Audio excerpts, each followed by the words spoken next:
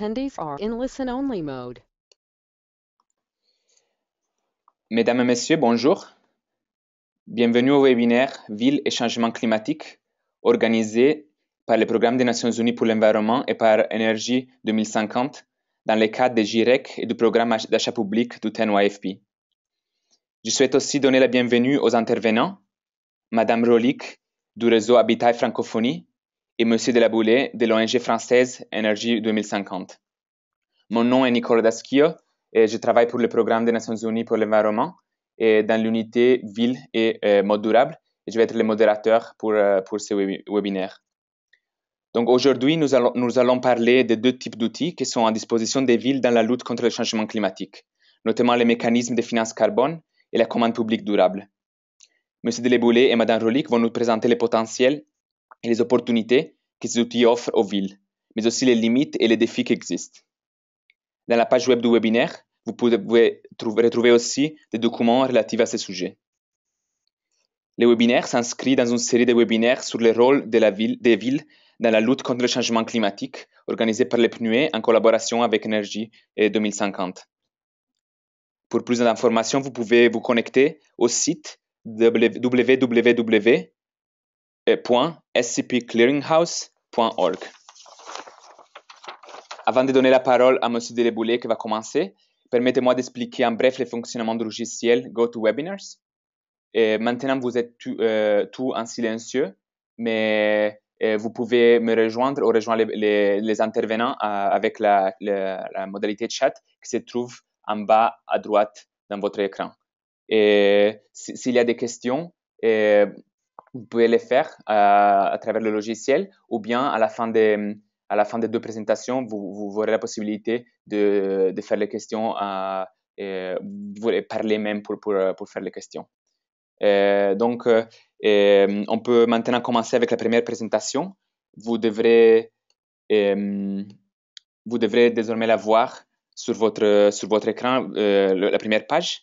Donc, la présentation est les mécanismes de finance carbone et l'achat public durable pour les villes et les gouvernements locaux par Monsieur Guillaume Delaboulet qui remplace Monsieur Poufari qui n'a pas pu se connecter.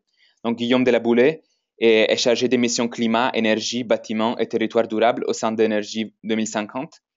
Il intervient dans les formations en France et à l'étranger et a contribué à la rédaction de plusieurs ouvrages de référence dans ce domaine. Il intervient également sur les questions de changement climatique et a participé à plusieurs projets ainsi que de nombreuses conférences sur cette climatique. Donc, monsieur, je vous donne la parole. Vous pouvez commencer la présentation. D'accord, écoutez, je vous remercie. Bonjour à tous. Donc Guillaume Delaboulet de l'association Énergie 2050. Faudra juste excuser Monsieur Poufari qui n'a pas pu se connecter puisqu'il est au Togo pour préparer le CPDN de ce pays. Donc je vais faire la présentation. On va commencer. Je vais juste commencer par donner 2-3 mots sur notre association, donc sur l'ONG Énergie 2050. Si on pouvait passer juste à la prochaine slide, s'il vous plaît. Merci. Donc en fait, Énergie 2050, c'est une association qui travaille, on va dire, pour la grande transition. C'est-à-dire qu'on a des activités qui se cantonnent principalement à la promotion du développement durable et à l'atténuation et l'adaptation au changement climatique. Dans ce cadre-là, on a un ensemble d'actions qui peuvent être décrites en 5 ensembles.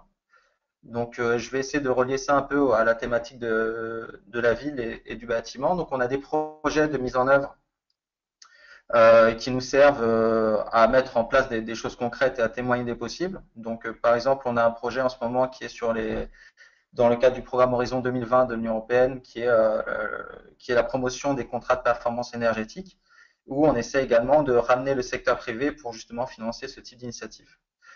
Deuxième domaine d'action, on a des rencontres et des conférences qui permettent de rencontrer des acteurs, de créer des synergies et de favoriser les débats. On avait notamment organisé en juin une semaine de conférences sur le thème de la ville durable et du bâtiment durable, donc des conférences sur ces thématiques. On a des publications, j'y reviendrai après, parce que c'est une publication qu'on avait publiée avec UNEP, tout à fait sur cette thématique de la finance climat. On a des actions d'éducation et de formation. Et on a des campagnes de communication, tout simplement pour essayer de sensibiliser sur ces différentes thématiques des villes, mais également toutes les thématiques qui sont en lien avec le changement climatique et le développement durable. Donc si on peut passer à la prochaine. Voilà, dans l'esprit de la COP, vous savez qu'il y a la COP 21 qui arrive à Paris et qui doit permettre en fait de trouver un nouvel accord conditions de gaz à effet de serre. Énergie 2050 a mis en place un certain nombre d'actions et notamment on aura notamment en amont, donc on aura un certain nombre d'actions en amont, mais également sur place à Paris. On commencera un peu en amont de la conférence avec les 28 et 29 novembre, on aura des conférences au sein de l'hôtel de l'industrie, donc à Paris, et à partir du 30 novembre jusqu'au 11 décembre jusqu'à la fin de la COP, on sera présent dans les trois espaces, espace négociation, espace société civile et espace des solutions de la COP 21.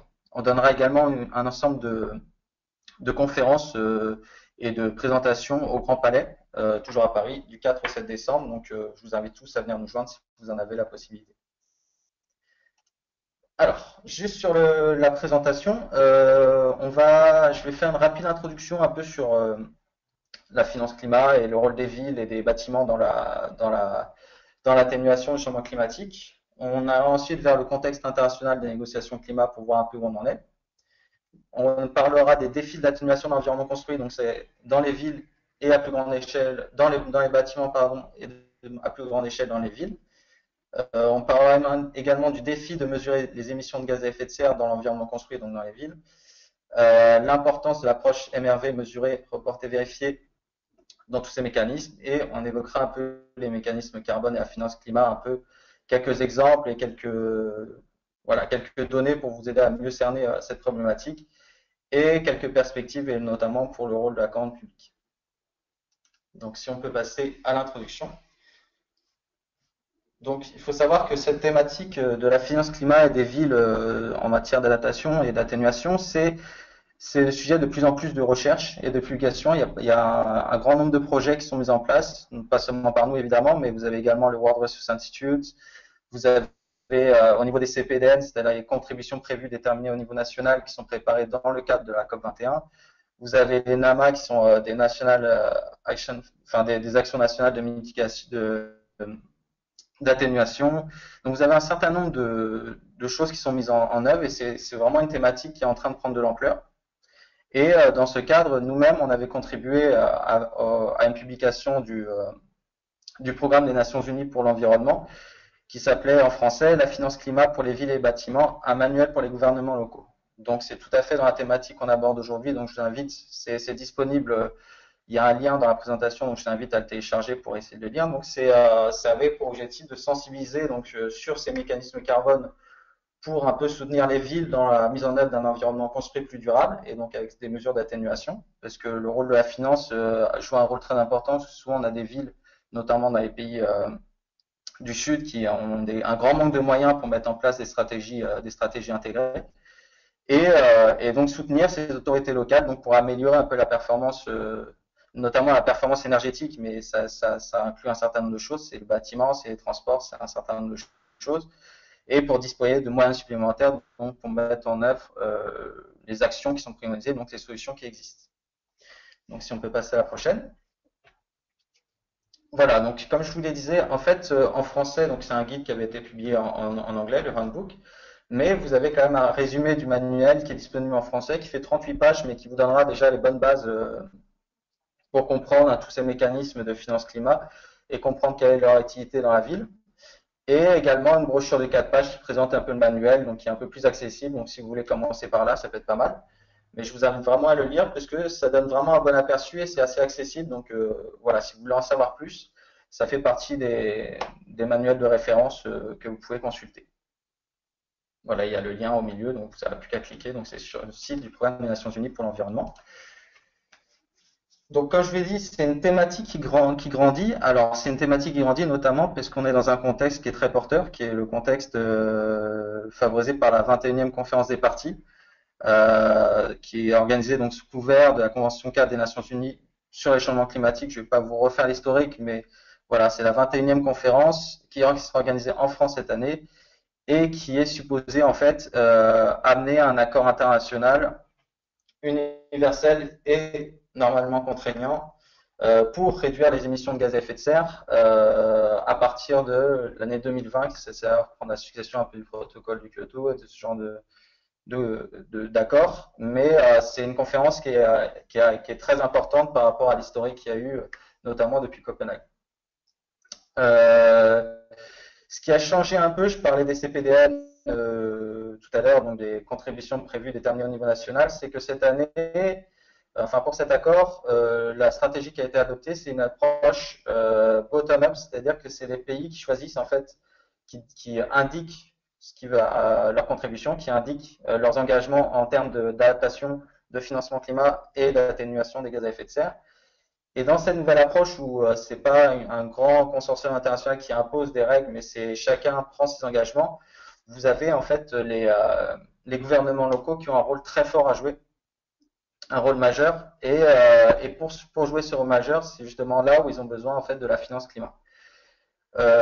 Tout ce processus en fait est étroitement lié à l'approche MRV, donc Measuring, Reporting, Verifying, qui est en fait globalement un élément de transparence en fait, de transparence dans l'élaboration des CPDN. Et en fait, quand les pays établissent leurs CPDN, c'est-à-dire leurs engagements, l'idée c'est qu'avec ce processus de MRV, ils aient un processus assez transparent pour que en fait il y ait des investissements qui puissent être faits dans ces politiques. Et dans ce cadre-là, en fait, ça c'est si vous voulez, c'est avec cette transparence et ces engagements, il y a vraiment des opportunités à mettre à profit en termes de finances climat pour avoir des stratégies intégrées de villes et aller vers des villes qui sont donc bas carbone, qui utilisent bas carbone, mais avec toujours aussi un aspect d'adaptation, notamment par exemple pour les villes côtières, s'adapter à la montée des eaux ou s'adapter à l'augmentation des températures, tout ce genre de choses. Ça aussi, c'est compris dans les CPDN et ça aussi, il doit y avoir une sorte de transparence via l'approche MR. Si on peut passer à la suivante. Merci. Alors, quand on parle de ville, on va parler déjà de bâtiments. Les bâtiments, si vous regardez le dernier rapport du GIEC, vous verrez que c'est un des secteurs où il y a les opportunités les plus rentables, les plus importantes pour atténuer les émissions de gaz à effet de serre, sachant qu'aujourd'hui, ils représentent à peu près un cinquième des émissions totales. Mais selon le rapport du GIEC, si on se base sur les tendances actuelles, elle pourrait être multipliée par 3 d'ici 2050. Alors qu'il y a vraiment des opportunités de réduire alors il disait de 25 à 30% sans coût ou à coût négatif, et on peut aller même jusqu'à 90%, 75% pour les bâtiments existants et 90% d'énergie en moins sur les bâtiments neufs, grâce à des mesures de bâtiments durables. Bon, il y a pas mal de choses qui entrent en compte, mais ça veut dire qu'il y a énormément d'opportunités et que dans les politiques d'atténuation, le bâtiment et après envers les villes doivent figurer au centre en fait des enjeux. Le problème, c'est effectivement qu'il y a une très grande complexité qui est due un peu à la segmentation du secteur. Il y a beaucoup d'aspects qui rentrent en jeu et qui sont différents d'un endroit à un autre. Donc, vous avez une segmentation des acteurs, une segmentation des types de bâtiments, une segmentation des types de matériaux que vous pouvez utiliser. Donc, il y a beaucoup de blocages pour l'instant à la mise en place de bâtiments qui soient plus durables. Il y a également un problème d'information et de manque de données. Et d'autres barrières qui sont, par exemple, l'effet verrou, parce que quand vous construisez un bâtiment, malheureusement, il est là pour 30 et 40 ans. Donc, si vous le faites mal, vous avez des effets de verrou sur toute cette période, c'est-à-dire des effets négatifs sur toute la période. Vous avez des coûts de transaction qui peuvent être un peu élevés. Donc, voilà. Donc, dans ce secteur du bâtiment, donc le bâtiment, c'est quand même le cœur des villes, il y a un grand besoin, en fait, d'avoir un peu plus de cohérence, de transparence. Un peu plus de données également sur les émissions de gaz à effet de serre, et ces données-là doivent permettre d'élaborer en fait des mécanismes d'atténuation du climat qui seront supportés par le processus MRV et qui pourront après prétendre à avoir accès à la finance climatique. Donc si on peut avancer, je ne sais pas si je suis en retard, mais je pense que ça va. Donc si on prend maintenant à une plus grande échelle, donc les villes dans leur ensemble, donc les villes, c'est pas juste le bâtiment, mais c'est tout l'environnement construit. Donc vous avez aussi les transports, hein, beaucoup de choses qui rentrent en jeu. Et les villes, elles sont responsables de 75% des émissions d'émissions de CO2. Donc les villes, elles sont au cœur en fait des enjeux de la transition. Elles sont au cœur des enjeux d'atténuation du changement climatique, mais elles sont également au cœur des enjeux de l'adaptation, parce que vous avez pas mal de villes qui sont aujourd'hui très vulnérables aux effets du changement climatique. Et ça va se poursuivre, hein. Je pense que tout le monde sait qu'il y a une croissance démographique exponentielle qui a lieu en ce moment. Vous avez 2 milliards de nouveaux résidents dans les villes qui vont s'installer d'ici 2030. Et vous avez, comme par exemple en Afrique subsaharienne, vous avez les villes grossissent de 40 000 individus chaque jour. Donc vous voyez à peu près à quel point ça va vite et à quel point les enjeux sont immenses. Et ça, sans un apport, si vous voulez, un apport financier, un apport de la finance climat et un apport technologique, un apport technique, on voit mal comment les villes pourraient absorber toute cette population de façon, on va dire, durable. Un autre aspect qu'il faut prendre en compte, ça rejoint un peu les effets de verrou qu'il y a dans le bâtiment, c'est que les décisions qu'on prend aujourd'hui ont en effet un impact sur le très long terme. Si vous prenez une ville qui est déjà construite, mettons une ville comme Paris, c'est très difficile de changer son organisation, c'est très difficile d'amener des améliorations. Et aujourd'hui, on a un ensemble d'opportunités d'action qui existent dans les pays du Sud, parce que c'est des villes qui n'ont pas été construites. On va avoir un parc de bâtiments qui va être multiplié par 4 ou 5 dans certaines villes d'ici 2050. Donc il y a des vraies opportunités aujourd'hui, mais qu'il faut saisir, parce que si on ne les saisit pas tant que les villes ne sont pas encore construites, vous avez ces effets de verrou qui pourraient apparaître. Donc c'est pour ça que les villes doivent figurer vraiment au centre, au cœur des enjeux. Si on va un peu plus loin dans ce qui constitue un peu dans ce qui continue un peu le cœur des émissions de gaz à effet de serre, donc vous voyez là on a pris quelques villes principalement du sud. Donc vous avez des émissions qui viennent de l'agriculture, des déchets, des transports et des bâtiments. Donc on a un ensemble de villes et ça peut varier fortement selon les villes. Donc forcément les solutions qu'on va préconiser dépendront un peu de la situation initiale. D'où également le besoin de transparence, parce qu'on n'aura pas de solution miracle, on devra l'adapter un peu à la situation de la ville. Et chacun, en fait, dans chacun de ces secteurs, on va pouvoir mettre en place des opportunités, enfin mettre en place des actions qui permettront d'atténuer les émissions de gaz à effet de serre de chacun de ces domaines. Mais l'idée, c'est aussi d'avoir une approche systémique et locale. Et pour avoir cette approche systémique et locale, il faut absolument une implication des acteurs locaux qui sont au plus proches des enjeux, mais qui sont également concernés par l'ensemble. Si vous prenez une municipalité, elle sera concernée par l'ensemble de ces thématiques et elle aura un pouvoir d'action qui sera assez important. Mais pour ça, évidemment, il faut les moyens d'agir et c'est là qu'entre en jeu la finance climat. On va passer à la prochaine. Voilà.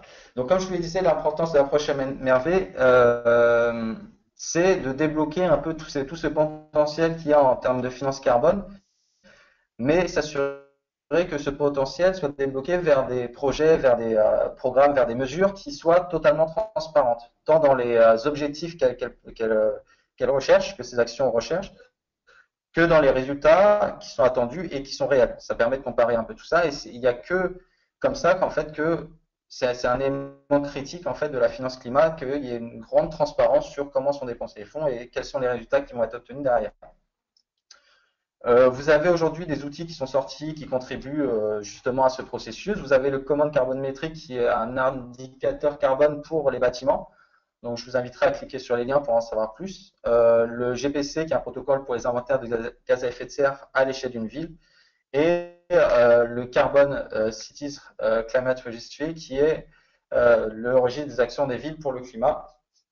Donc je vous invite à regarder tout ça parce que ça fait partie des actions qui sont entreprises pour favoriser en fait cette approche de transparence, cette approche MRV. La prochaine slide, s'il vous plaît. Voilà. Donc, si on revient un peu au manuel que je vous ai décrit tout à l'heure, donc le manuel pour les autorités locales pour accéder un peu à la finance carbone, ce manuel, en fait, il vous donne un aperçu des mécanismes qui existent, qui existent. On va en donner quelques exemples après.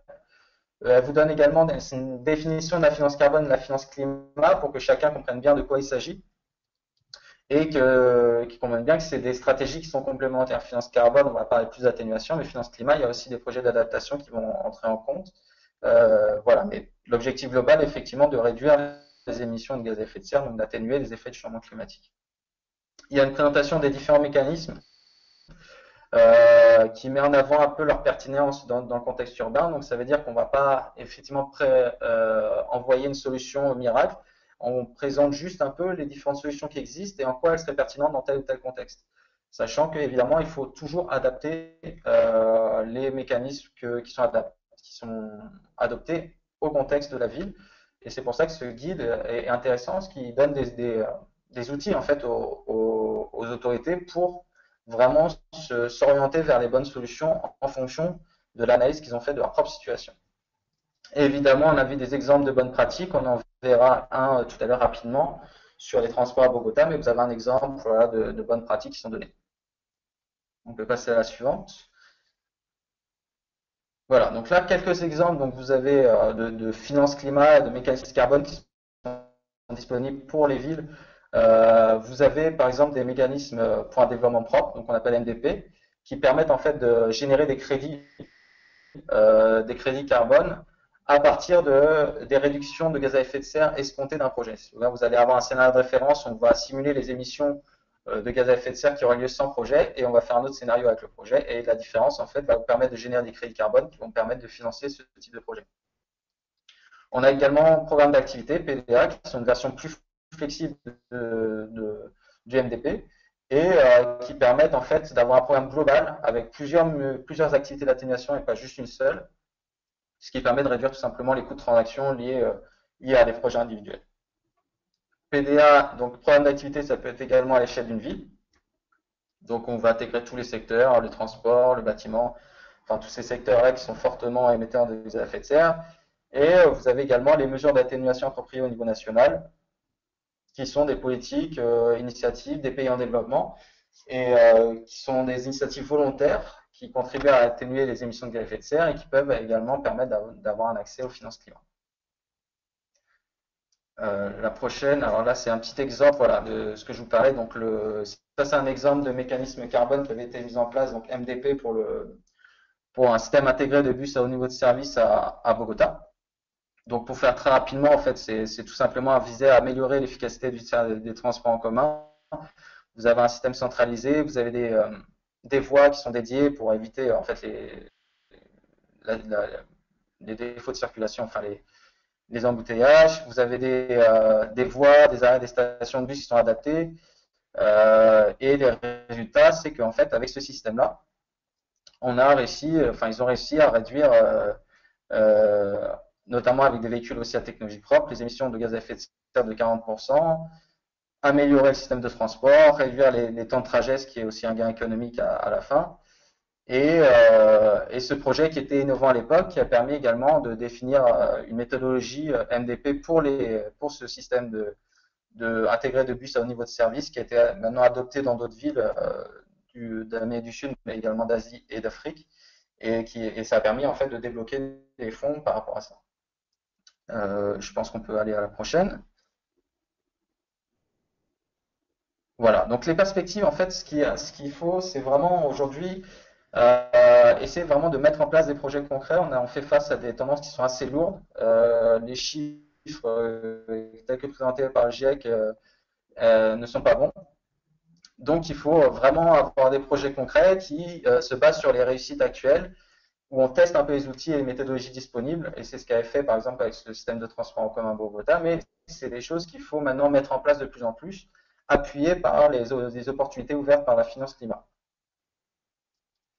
Et voilà, donc pour finir, on va dire que les barrières, les nouveaux mécanismes plus flexibles, en fait, il faudrait aller au-delà des barrières et mettre en place des mécanismes plus flexibles pour avoir donc cette approche un peu plus systémique de la ville qui intègre plusieurs technologies, plusieurs acteurs et plusieurs échelles de la ville, et pas que juste chacun soit segmenté dans son propre secteur, que ce soit le bâtiment, que ce soit les transports. Donc on ait vraiment une approche intégrée qui soit facilitée par la finance.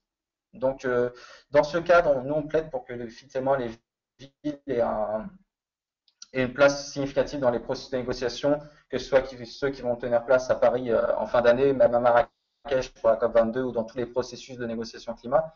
Il faut absolument que les villes soient au centre des enjeux, que le processus MRV également soit au centre des enjeux pour garantir plus de transparence, et que tout ça, en fait, ça guide également que également la commande publique guide, mais qu'elle soit guidée par toutes ces innovations, pour en fait démontrer un peu la viabilité, appuyer le développement de marché et mobiliser donc les méthodologies et les moyens supplémentaires. Voilà, j'espère ne pas avoir été trop long. Je crois que c'était la dernière. Voilà. Écoutez, je vous remercie. Et merci beaucoup pour la présentation très intéressante. Et je vois qu'il y a déjà quelques questions, mais on va les garder pour après les débats. Maintenant, je voudrais inviter Madame Rolik à faire sa présentation. Seulement un moment, voilà. Ça devrait être dans vos écrans maintenant. Et juste un moment. Ok. Et donc, Madame Rolik, vous pouvez parler. Ah non, attendez, en fait, pardon. Et la présentation va être le mécanisme de finances carbone et l'achat public durable pour les villes et les gouvernements locaux. Et non. Pardon, désolé, j'ai fait un peu de confusion. Voilà, on passe maintenant à la deuxième présentation, notamment sur les enjeux de la commande publique durable, les cas des logements sociaux en France et dans les pays en développement, par Madame Gaëlle Raulik. Madame Raulik est secrétaire générale du réseau Habitat et Francophonie depuis 2012. Elle travaille depuis 8 ans dans le logement social, d'où une connaissance approfondie du secteur. Avec une formation initiale ressources humaines, elle est spécialiste de la formation et plus particulièrement du montage de conférences et séminaires. Le réseau Habitat et Francophonie, duquel Madame Rolik est secrétaire générale, est le réseau des acteurs francophones du logement social. Il réunit 48 organisations, dont 19 membres en Afrique francophone, dans 14 pays différents, incluant le Québec, la France, la Belgique, le Luxembourg et 10 pays d'Afrique francophone. Les membres sont des organismes de logement social, des aménageurs, des établissements spécialisés dans le financement de l'habitat social, les associations ouvrant dans le secteur. Donc, Madame Rolik, à vous la parole. Merci, bonjour à tous. Donc, on a un temps assez court pour faire nos présentations, donc je vais essayer de respecter 15 minutes pour qu'on ait le temps de débattre ensuite ensemble. Je vous invite à écrire quand vos questions, s'il y a des questions qui vous surgissent à l'esprit pendant mon exposé, que ce soit des questions de compréhension de ce que j'ai dit ou des questions un peu plus fondamentales, à les noter sur vos petits cahiers pendant la présentation pour pouvoir les redire au moment du débat. Donc, je vais commencer par circonscrire le sujet en vous apportant une définition de l'achat public durable. Puis, je vous donnerai des éléments sur le secteur du logement social. Ensuite, on verra concrètement ce que recouvre la commande publique durable dans le secteur.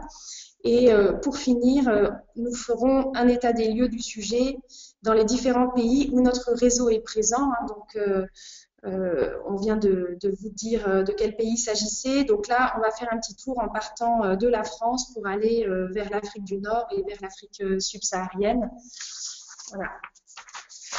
Donc, c'est bon, vous pouvez passer. Voilà. Donc, j'ai repris une définition qui est issue du Plan national d'action pour les achats publics durables, qui est sorti en France récemment.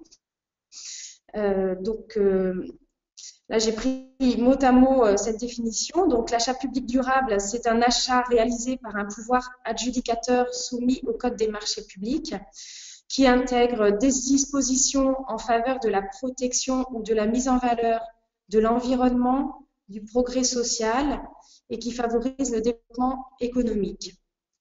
Donc, je dirais que ce premier point est le point fondamental qui définit l'achat public durable. On a également d'autres points. Donc, l'achat public durable doit prendre en compte l'intérêt de l'ensemble des parties prenantes. Il doit permettre de réaliser des économies intelligentes au plus près du besoin et incitant à la sobriété en termes d'énergie et de ressources. Donc, c'est pas forcément très intelligible. Donc, je vous donne un petit exemple. C'est par exemple, dans les marchés publics, le fait de dématérialiser donc de ne plus passer par des appels d'offres papier, mais tout en numérique, par exemple. Ensuite, l'achat public intègre toutes les étapes du marché et de la vie du produit ou de la prestation. Donc là, ça fait référence à la question du cycle de vie des produits. Donc, il y a des outils, par exemple, qui permettent d'analyser le cycle de vie. Ça s'appelle ACV. Donc, le cycle de vie d'un produit, c'est la phase de conception, de production, puis d'usage, de consommation et enfin la fin de vie. Donc, grosso modo, quand on va acheter un produit, on va se poser la question, excusez-moi, en fin de vie, que va devenir ce produit? Donc, on va plutôt favoriser un produit qui sera ensuite dégradable ou recyclable en fin de vie. Hein, donc, c'est vraiment prendre en compte tout ce cycle de vie quand on va acheter. On peut passer à la slide suivante. Donc, l'achat durable, vous allez le voir tout au long de cette présentation, c'est un sujet tout à fait stratégique dans notre secteur. Il est un élément important des politiques de responsabilité sociale entreprise, politiques RSE qui sont elles-mêmes très souvent au cœur du projet d'entreprise dans le logement social. D'autre part, pour la progression du développement durable, au travers de la commande publique, notre secteur est un vrai vecteur. Donc, j'ai choisi là de prendre des chiffres français, hein, donc des chiffres qui datent de 2013, qui concernent la France, pour vous montrer l'envergure du secteur du logement social, ce que ça représente, notamment en termes de commande publique. Donc, le secteur aujourd'hui en France représente 16,9 milliards d'euros d'investissement chaque année, 2,9 milliards d'euros de dépenses d'entretien. Aujourd'hui en France, il y a 742 organismes HLM qui emploient 82 000 salariés. Et avec un parc de 4,4 millions de logements locatifs, le secteur loge plus de 10 millions de personnes, soit 15% des ménages français. C'est pour vous montrer un peu l'envergure. Il faut savoir qu'une grande part des activités des organismes sont sous-traitées. Il y a un taux de sous-traitance qui équivaut à 75%. Ensuite, en termes donc de développement durable, vu le taux important de sous-traitance, le logement social a bien évidemment un rôle important dans le développement économique local. D'autre part, il a un rôle social, donc en dehors le fait que le logement social par nature fasse du social, au niveau de la commande publique, par exemple, les organismes vont veiller, on va le voir un peu plus tard, à essayer de faire de l'insertion professionnelle des gens. Donc, en mettant dans les cahiers des charges de leurs appels d'offres, ils mettent des clauses comme quoi il faut que le soumissionnaire emploie 10% de personnes éloignées de l'emploi ou ce genre de choses. Donc, voilà, sur la question environnementale, vous voyez, j'ai mis effet d'entraînement du secteur du bâtiment en faveur de la performance énergétique, puisque le bâtiment, donc on l'a dit dans la présentation juste avant, hein, selon le rapport du GIEC, le bâtiment est responsable en 2010 de 32% de la consommation finale d'énergie et de 19% des émissions de gaz à effet de serre. Donc, pour vous montrer l'importance effectivement d'un secteur comme le logement social par rapport au changement climatique. Donc, il y a des évolutions par rapport à ça. On peut voir qu'en 2010, l'Union européenne a adopté une directive relative à la performance énergétique des bâtiments qui prévoit la généralisation des bâtiments neutres en énergie, Nearly Zero Energy Building, à horizon 2020. Donc, avec une anticipation pour les bâtiments publics, en 2018. Donc, c'est ce qui est très important. C'est pour vous montrer que donc, les organismes HLM, tout comme les équipements publics hein, qui sont produits par les collectivités territoriales, doivent respecter des normes en Europe pour essayer d'avoir le moins possible d'impact sur l'environnement. Et ce qui est important de voir, c'est que il y a un rôle vraiment d'exemplarité de notre secteur du logement social. En fait, on donne vraiment l'exemple en respectant ces normes avant les autres et on entraîne derrière nous, évidemment, tout le secteur du bâtiment, puisque lorsqu'on commande un bâtiment, on fait un programme, une opération immobilière de logement social, et nous, on a l'obligation de faire de toute façon du bâtiment basse consommation, donc forcément, dans le cahier des charges que l'on va produire, on demande aux entreprises de BTP, évidemment, de respecter un certain nombre de normes. Donc, ils sont obligés de se mettre au bout du jour et d'être en capacité de répondre à cette offre. Donc, on entraîne derrière nous tout le secteur du bâtiment. Voilà, donc voilà. Donc pour finir, juste, excusez-moi, sur la slide précédente, tous les organismes de logements sociaux sont soumis au Code des marchés publics. Donc en France, c'est un peu plus compliqué parce qu'on a deux régimes. Je vous expliquerai un petit peu, mais en tout cas, toute la commande passe par marché public. C'est bon, on peut passer à la slide suivante. Voilà, merci. Donc, l'achat public dans le logement social concerne. Donc, avant de vous lire, je fais un petit détour pour expliquer ce que c'est qu'un organisme de logement social, qu'est-ce qu'il fait, quelles sont ses activités. Donc, sa mission est bien sûr de loger la population, modeste ou un peu moins modeste, mais en tout cas la population. Il y a deux façons de le faire. On le fait soit en locatif, c'est-à-dire qu'on construit un immeuble pour louer les appartements. Donc, il est de notre propriété et ensuite on gère les locataires qui y sont. Donc, ça, c'est le locatif. Soit en accession à la propriété. Donc, on construit un immeuble et ensuite on vend les appartements selon des conditions sociales spécifiques. Donc, du coup, l'achat public durable, chez nous, il concerne les travaux, donc les marchés de travaux donc pour la construction neuve, mais aussi pour les travaux de réhabilitation, l'équipement des logements, les prestations de services. Donc là, on est sur l'entretien et la maintenance, donc entretien et maintenance des immeubles, mais également des espaces verts, etc.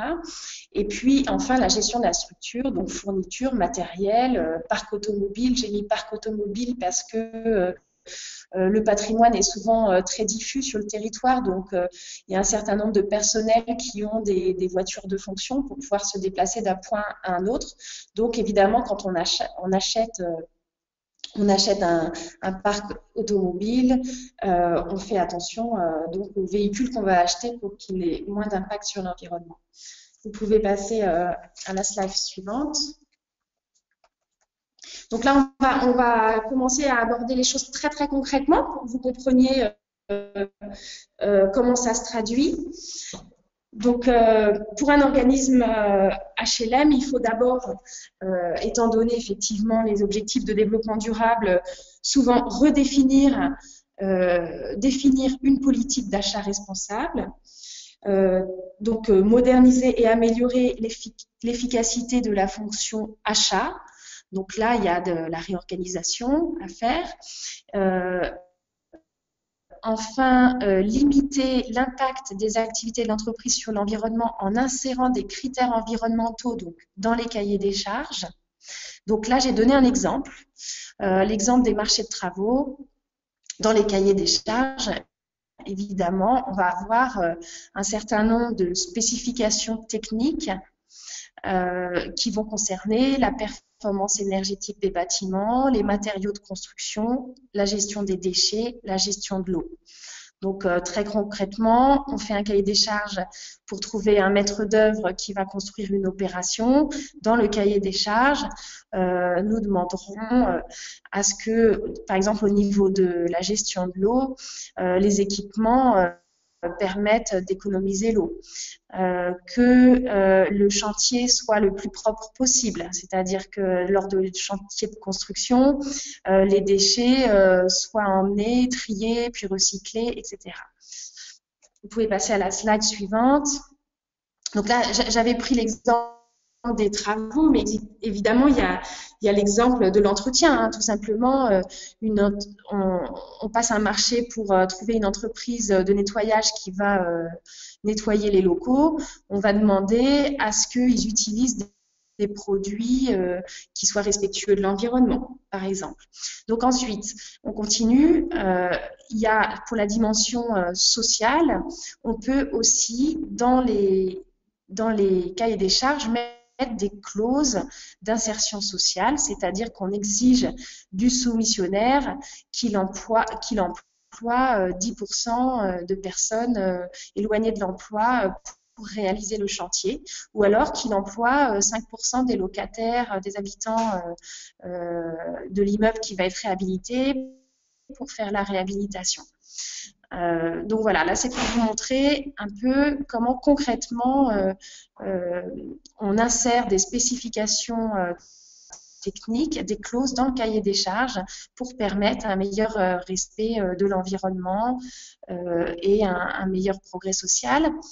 Ensuite, bien sûr, il faut prendre en compte le cycle de vie des produits achetés. Donc là, très concrètement, ça va être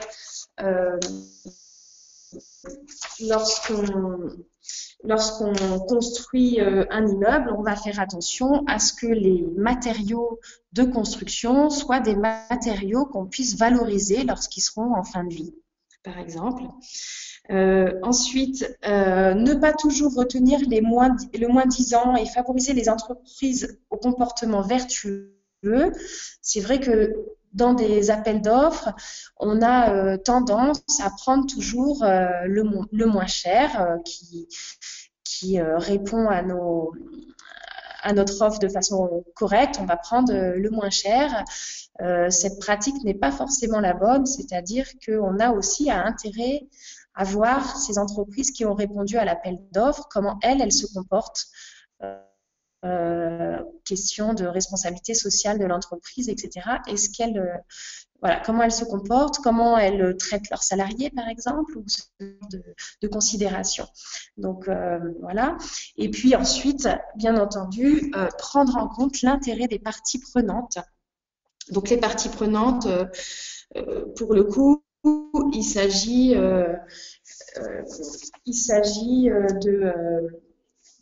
des prescripteurs, hein, c'est-à-dire l'État, les collectivités locales qui, de par leur politique, justement de développement durable, peuvent avoir des exigences. Donc, il faut vraiment instaurer un dialogue avec eux. Et puis, c'est bien sûr le soumissionnaire, celui qui va gagner l'appel d'offres, et aussi les prestataires que le soumissionnaire va faire travailler pour réaliser l'offre. Donc, le but du jeu, là, c'est vraiment d'instaurer un dialogue constructif entre toutes ces parties prenantes qui doit conduire à des engagements réciproques et des progrès partagés. Donc, pour vous donner un exemple concret, c'est par exemple exiger dans le cahier des charges que le soumissionnaire, hein, celui qui va gagner l'appel d'offres, le maître d'œuvre, dispense aux entreprises de BTP qui vont travailler pour lui des formations sur l'adaptation au changement climatique, par exemple. Voilà. On peut continuer. Donc là, voilà, je commence mon petit tour du monde très réduit en commençant par la France. Donc, premièrement, en France, donc je vous ai dit tout à l'heure qu'il y avait 742 organismes HLM. Ils n'ont pas tous le même statut. Nous avons là des offices publics de l'habitat qui sont des organismes publics, donc là, purement soumis au Code des marchés publics. Mais nous avons aussi pour moitié d'organismes HLM qui sont ce qu'on appelle des entreprises sociales pour l'habitat, qui sont en fait des sociétés anonymes, donc des sociétés privées, mais à but non lucratif. Donc, ceux-ci ne sont pas soumis directement au Code des marchés publics, mais ils sont soumis à l'ordonnance 2005-649 du 6 juin 2005, qui est relative au marché passé par des organismes d'intérêt généraux non soumis au Code des marchés publics. Donc, grosso modo, ils ne sont pas soumis au Code des marchés publics en tant que tel, mais ils sont obligés de passer par des appels d'offres publics, mais sur un régime qui est un peu moins contraignant que le Code des marchés publics, puisqu'il offre plus de souplesse. Bon, j'ai déjà dépassé mon temps, je vais essayer d'aller un peu plus vite. Donc ensuite, la directive des marchés publics en 2004, voilà, donc là c'est une première évolution des marchés publics dans le sens du développement durable. En 2004, il y a une directive qui permet d'insérer des problématiques environnementales et sociales dans les spécifications techniques ou alors les critères de choix. Donc, au sein des appels d'offres, au sein des cahiers des charges, en 2004, on peut exiger des choses en rapport avec les questions environnementales ou sociales. Ensuite, on a une réforme qui vient tout juste de passer, donc ça date du mois de juillet 2015. Donc, pour l'instant, l'ordonnance a été adoptée et il va falloir 5 mois pour qu'elle soit mise en œuvre, avec des décrets d'application également. Donc, en fait, cette réforme, elle est venue suite à une directive européenne sur la passation des marchés en 2014. Donc, là, nous l'avons transposée dans le droit français. Alors, quelques mots sur cette réforme qui est très importante. Qu'est-ce qu'elle amène? Elle amène qu'aujourd'hui, on n'a pas seulement la possibilité de mettre des clauses qui concernent la dimension environnementale ou sociale, on a l'obligation. Donc, ça se traduit par, en fait, l'ordonnance, elle impose au pouvoir adjudicateur de prendre en compte, lors de la définition de leurs besoins, des objectifs de développement durable dans leur dimension économique, sociale et environnementale. Donc aujourd'hui, que ce soit d'ailleurs les organisations publiques, les collectivités territoriales qui vont construire une école par exemple, ou que ce soit les organismes HLM, il faudra réfléchir à est-ce que mon marché ce que je vais acheter va répondre à des objectifs de développement durable.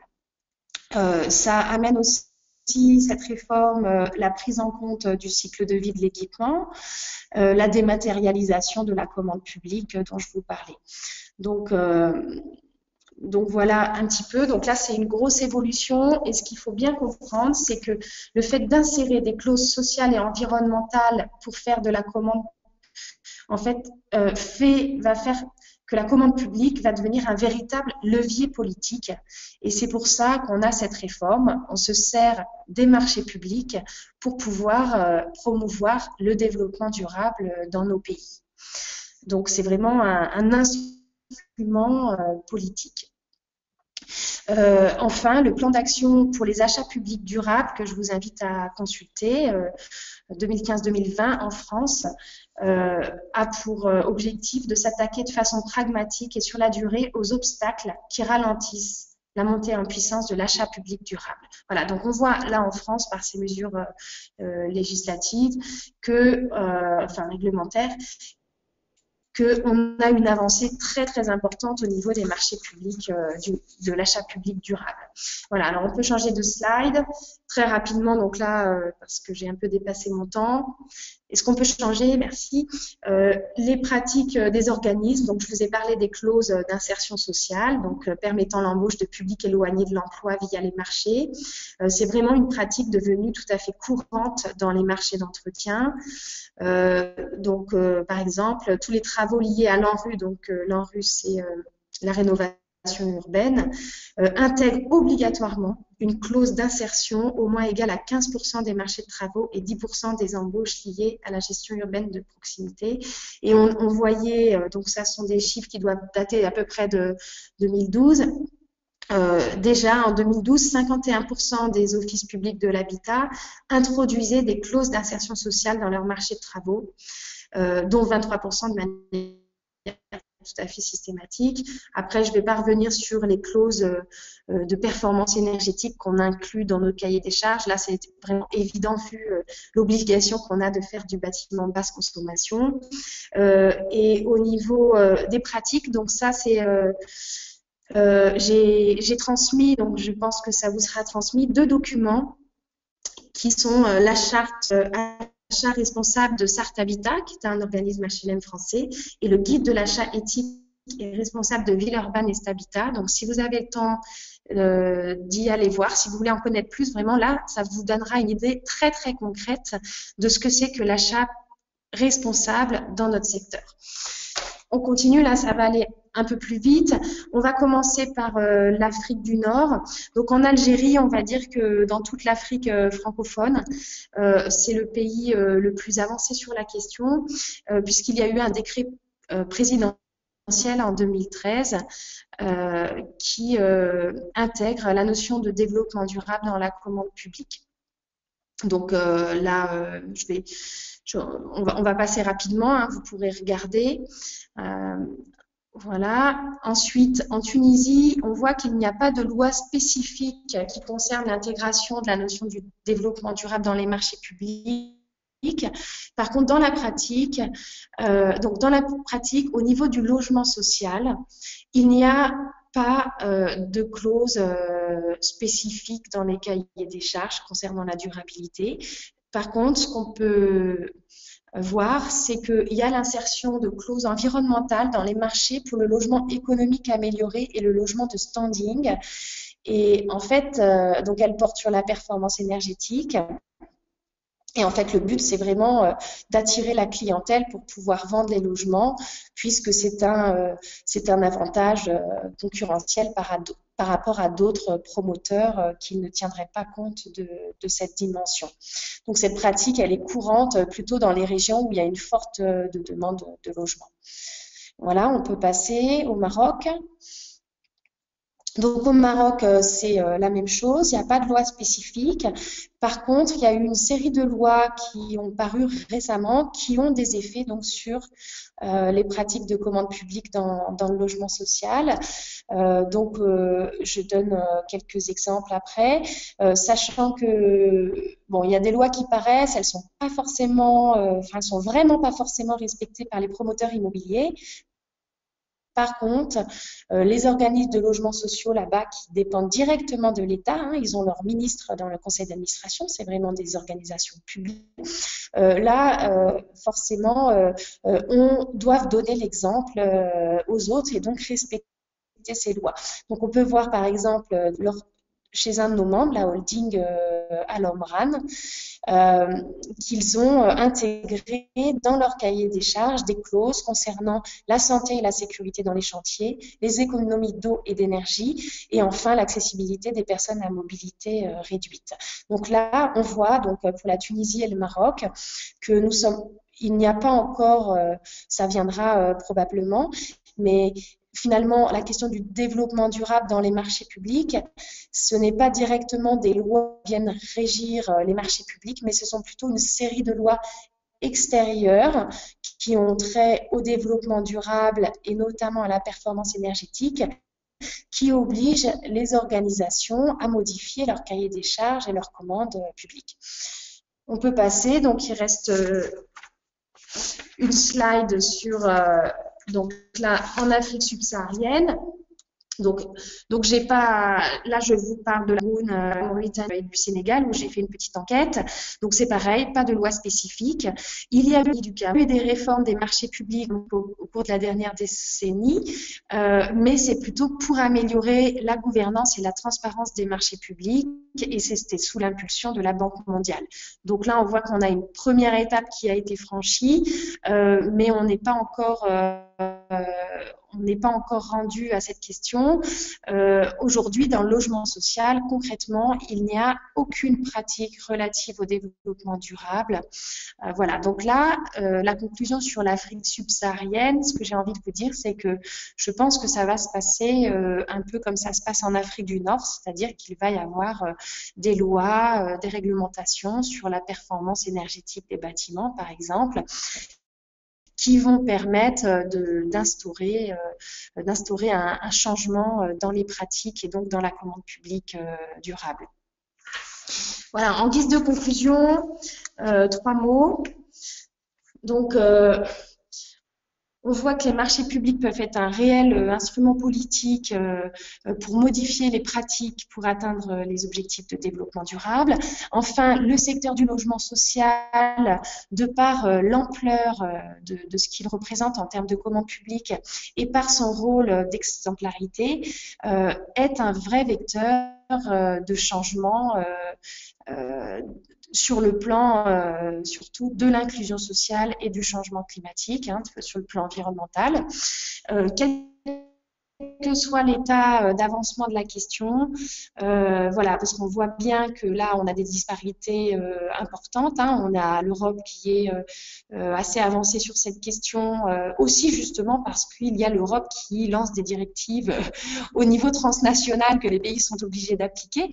Donc, il y a un certain avancement sur la question. On voit que l'Afrique du Nord arrive ensuite, qu'il y a quelques bribes, il y a quelques efforts qui sont faits dans ce sens. Et ensuite, l'Afrique, où pour l'instant, il n'y a rien, mais ça va venir très, très vite. Donc, ce que je voulais dire pour conclure, c'est que nous devons vraiment poursuivre et encourager les actions dans ce sens et avancer pas à pas, voilà, pour réussir. Voilà. Merci de votre attention. Ok, et merci beaucoup à Madame Rolik pour la présentation. Et d'ailleurs, les documents auxquels elle a fait référence sont déjà disponibles sur le site www.scpclearinghouse.org dans la page dédiée au webinaire. Effectivement, on aura seulement le temps pour une question parce qu'il faut absolument conclure à 4 heures.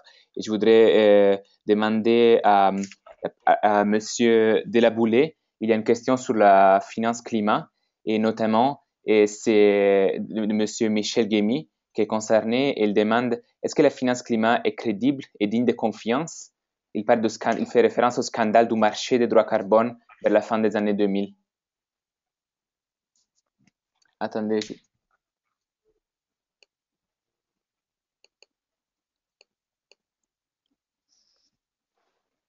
Oui, merci, c'est bon. Donc oui, la question elle est pertinente. Après, il faut savoir que la finance climat, c'est un ensemble de mécanismes.